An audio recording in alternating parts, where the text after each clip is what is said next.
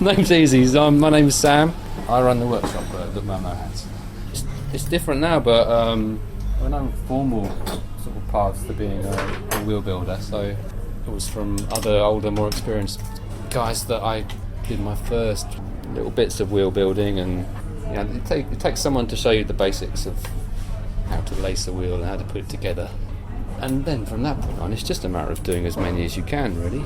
But really, there's no substitute for having built a couple of hundred wheels, I think. Well, it's interesting. The fundamentals probably haven't changed for, I don't know, 50, 60, maybe longer than that years. And I think I've been building wheels for, I don't know, maybe 20 years now. And it's only relatively recently the materials have changed significantly. The sort of the extruded aluminium rim is more or less the same as it was back in the 90s when I started. And, the advent of carbon, I suppose, is the big difference in wheel building. Is there's more and more carbon fibre rims out there.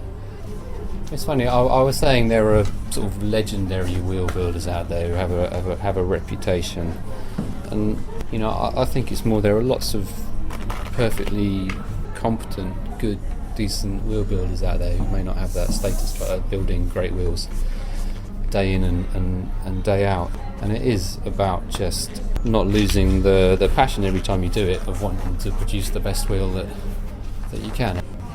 Sort of real craftsmen aren't really measuring themselves against anybody else in particular. They're happy when they are happy.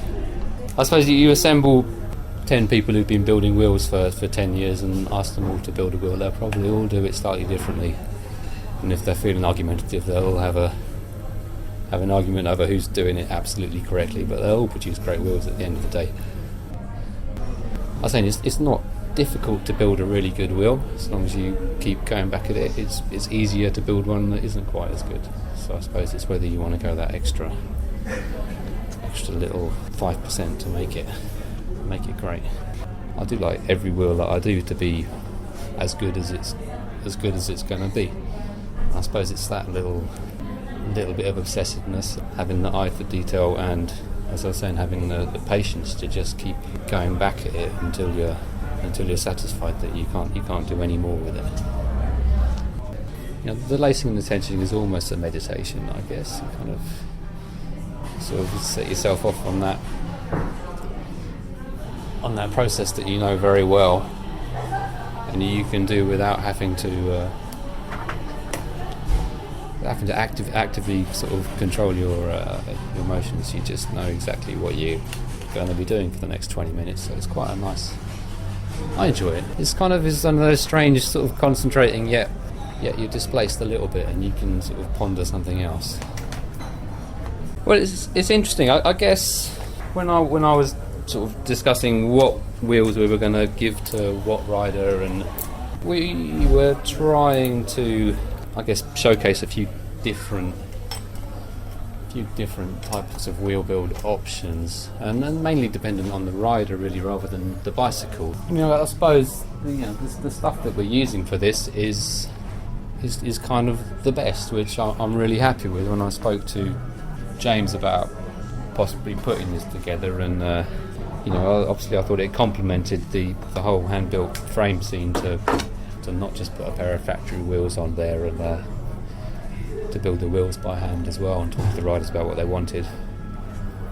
But I'm pleased we've managed to not compromise on the bits and pieces, because I'm sure the frame builders haven't compromised on what they've used on there. So the hubs are about as good as you can get, the rims are as good as you can get, and the spokes are as good as you can get, and you put those three together well, and you get a wheel that. What I'm hoping is it'd be nice to look at these wheels in 18 months or 2 years' time, and the bikes themselves as well. When these things are, they all look lovely and shiny in Bristol when they're brand new. But I always like to see my wheels a year or two down the line when they've been given a hard time, and hopefully they're still doing their job without complaint. Yeah, I think pride is the right word, really. When you're saying these guys are all quite sort of humble. I find there's very little sort of hubris in this world. No one's out there kind of shouting that they're the best, or if they are, they're probably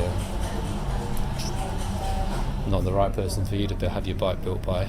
But everyone's quietly proud of what they're doing, and if you're doing it right, you should be. And I guess that's probably how I feel about my wheels. I like to everything that leaves the jig.